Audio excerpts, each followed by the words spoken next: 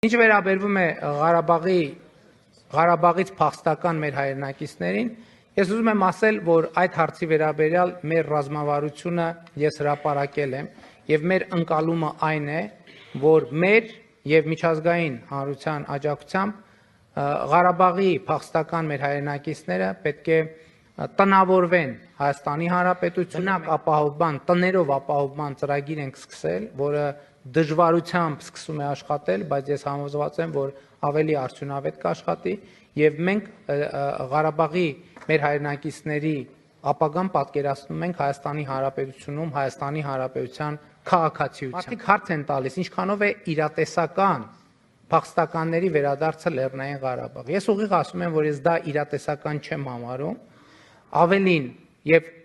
կարևոր եմ համարում մարդկանց ազնիվ այդ մասին ասելը, որովհետեւ մարդիկ պետք է իրենց հեռանկար եւ պլանները կառուցեն։